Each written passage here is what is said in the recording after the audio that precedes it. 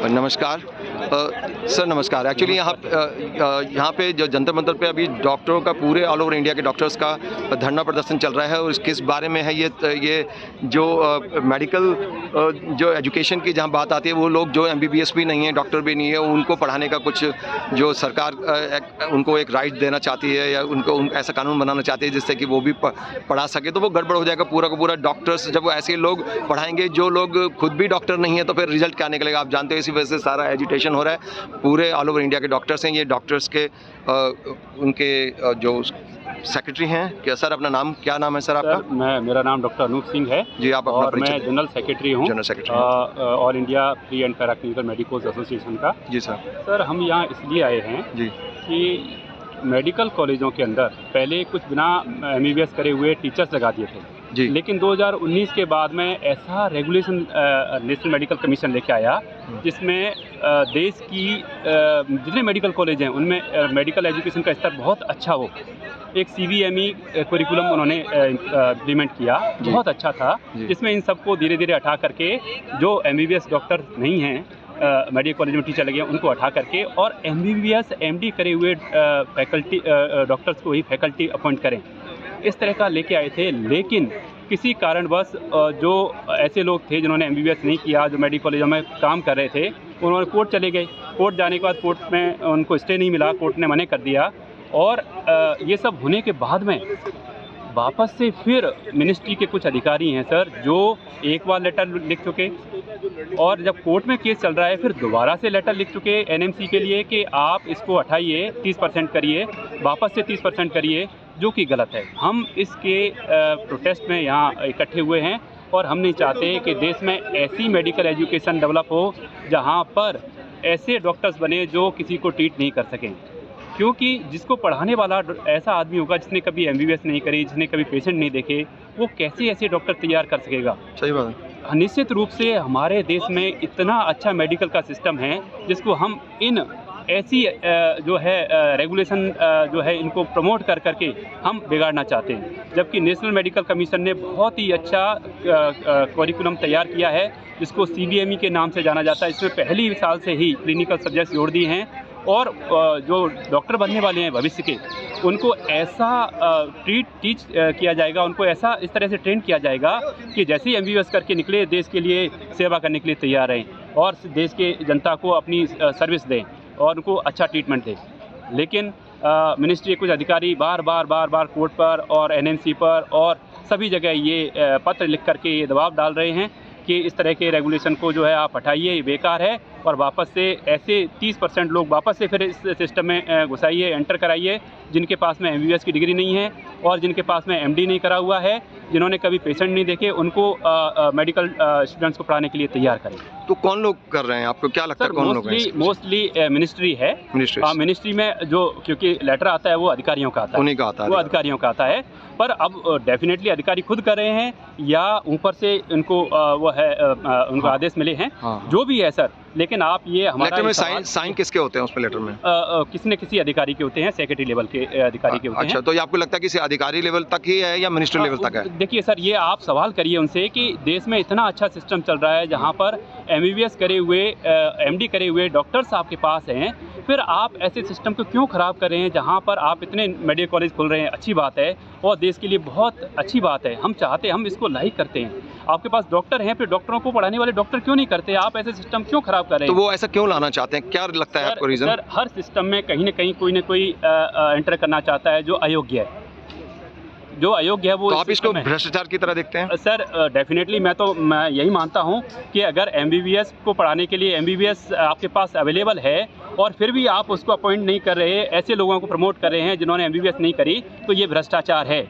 ये देश के लिए भ्रष्टाचार है, बहुत बड़ा भ्रष्टाचार है। तो जो तमाम लोग जिनको खुद ही नहीं आता है वो क्या पढ़ाएंगे और क्या डॉक्टर बनेंगे? तो पूरी देश की जनता 150 करोड़ लोग अफेक्ट हो जाएंगे इससे। निश्चित रूप से उनकी बीमारी ठीक होगी नहीं, क्योंकि पढ़ाया क्या है आपको? जब डॉक्टर को ही नॉलेज नहीं होगी, उनको पढ़ाने वाला ही जब अनपढ़ लोग होंगे, या अनपढ़ इन द सेंस कि अगर उनको MBBS नहीं है तो अनपढ़ ही मानूंगा, जो उस फील्ड की डॉक्टर नहीं है, जो जिस फील्ड की नॉलेज ही नहीं है, वो डॉक्टर तैयार करेंगे तो कैसे तैयार करेंगे? समझिए, नीम हकीम वाले तैयार करेंगे और वो नीम हकीम वाला सिस्टम आप लगता है, जिस तरह से आपकी बात सुन के मुझे लग रहा है कि वो नीम हकीम वाला सिस्टम एक स्थापित करना चाहते हैं, चाहे सरकार के मिनिस्टर हों या उनके अधिकारी हों, कोई ना कोई इसके पीछे है जरूर, क्योंकि लेटर आपके पास आ रहे हैं लगातार, और वो इस सिस्टम को चेंज करना चाहते हैं कि नीम हकीम वाला पुराना सड़ा गला सिस्टम चलता रहे, और वही फिर जब ऐसे लोग अगर पढ़े लिखे डॉक्टर बनाएंगे तो वो नीम हकीम ही तैयार करेंगे, और फिर उससे जनता के तो मरेंगे जनता ठीक नहीं होगी। किसी भी हॉस्पिटल के अंदर जाएंगे और पता लगे डॉक्टर को तो कुछ आता ही नहीं। बिल्कुल सर। तो फिर होगा क्या? जबकि एक हमारा कमीशन है, नेशनल मेडिकल कमीशन, उसने इतने अच्छे टीचर एलिजिबिलिटी क्वालिफिकेशन के रूल्स बनाए हैं, रेगुलेशंस बनाए हैं, CBME बनाई है, जो रियली में बहुत कामगार है, जो अच्छा है, लेकिन उसको लागू नहीं करने दे रहे। और मैं कुछ उदाहरण देता हूं सर।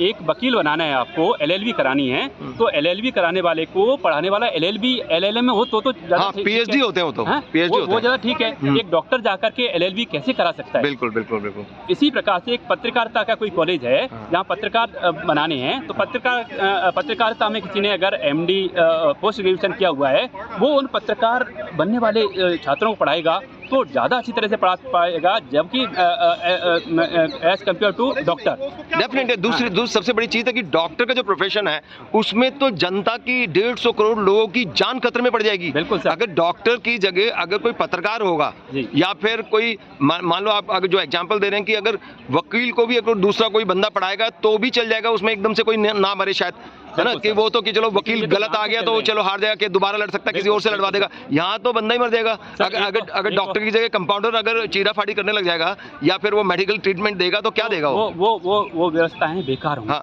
तो क्या कोई कमी है फैकल्टी में, मेडिकल फ्रेटर्निटी के अंदर क्या कमी है कि एक्सपर्ट्स नहीं है?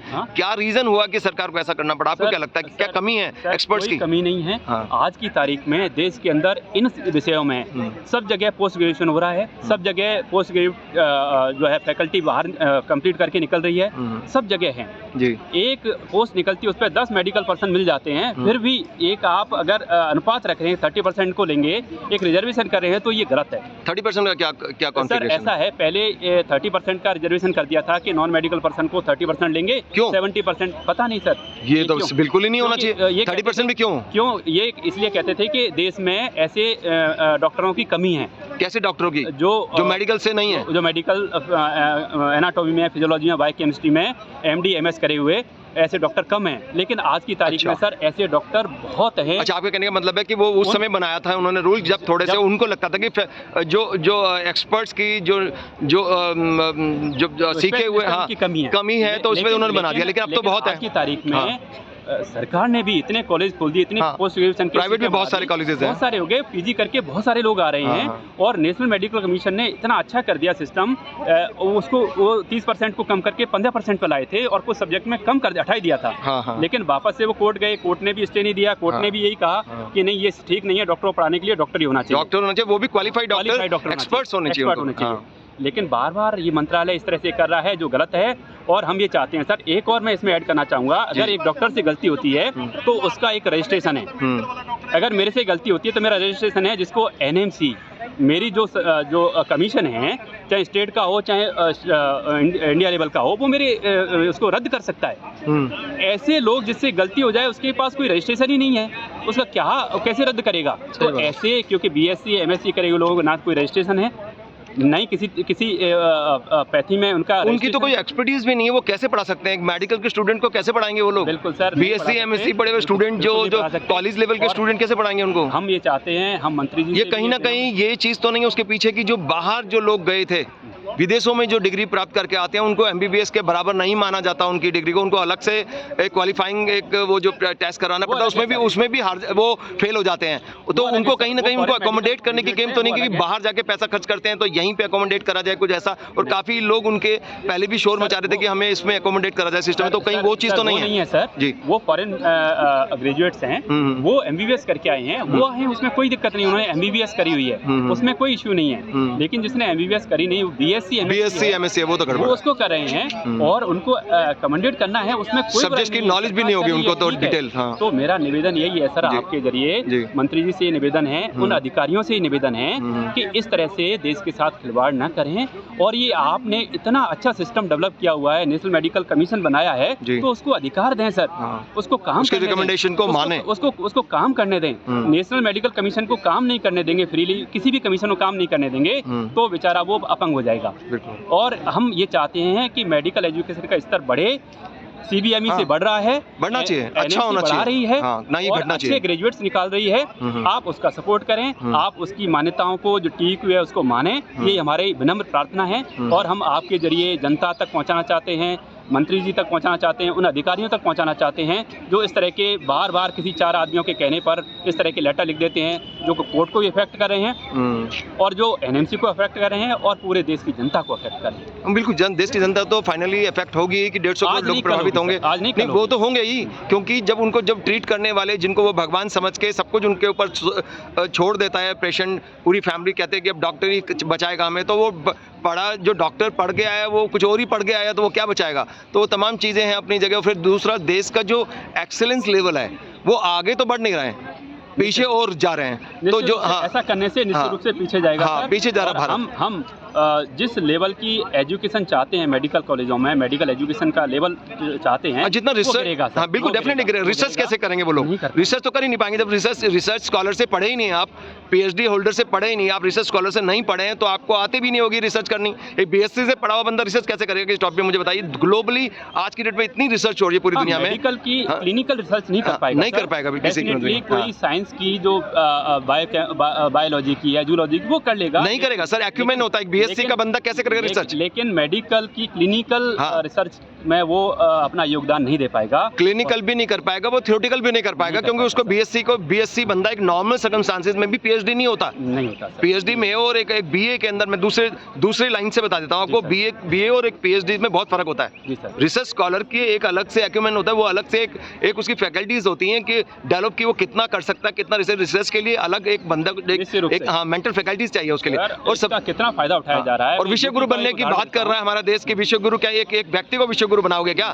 देश बनेगा, कैसे बनेगा देश? हर लेवल पे हम सबको मदद करनी पड़ेगी। मैं इसका एक ऐसा उदाहरण देता हूँ सर, सिर्फ ये TQ जो करा था, इसी आधार पर यूपी के अंदर तो सिर्फ BSc MSc करके उसी को फैकल्टी बनाया जा रहा है, और जगह तो कम से कम फैकल्टी बनाने के लिए PhD भी देख रहे हैं। PhD ही होनी चाहिए, फैकल्टी का मतलब क्या है वरना? इतना तो होना चाहिए, वो भी नहीं है सर। और जबकि हमारे पास तो हमारे देश में अब आज की तारीख में MBBS MS MD करे हुए कैंडिडेट इतने हैं, बहुत ज्यादा है। एक पोस्ट निकालिए सर, 50 लोग आ जाएंगे, तो आप क्यों नहीं लेते हैं? क्यों 30% को आप इसमें इंक्लूड कर रहे हैं? 30% का ये खत्म करना चाहिए सर, बिल्कुल हटना चाहिए। और मेडिकल कॉलेज को पढ़ाने के लिए मेडिकल फैकल्टी ही चाहिए जिसकी MBBS MD हो, हमारी यही निवेदन है। जी जी, बिल्कुल सही है, हम आपकी बात का समर्थन करते हैं। मैं कोशिश करूंगा कि ज़्यादा से ज़्यादा लोगों तक मैं इसको भी शेयर करूं, जो लोग सुनते हैं इस बात को, जो इस इंटरव्यू को देख रहे हैं, वो भी लोग ज़्यादा से ज़्यादा शेयर करें, क्योंकि ये अल्टीमेटली आपकी ज़िंदगी अफेक्ट होने वाली है अगर आप इन डॉक्टर को सपोर्ट नहीं करोगे। आज नहीं सपोर्ट करोगे तो कल अनक्वालिफाइड डॉक्टर, जो अंगूठा छाप डॉक्टर या इस तरह के लोग जिनको आता ही नहीं उस फील्ड के बारे में, वो आपके माँ बाप को, आपके पेशेंट को ट्रीट करेंगे। आज की तारीख में जो मेरे एज के हैं, आज से 15 साल बाद जब ये निकल के जाएंगे, डॉक्टर्स बन के जाएंगे, तो उनको इलाज की जरूरत होगी। हाँ जी, वही तो,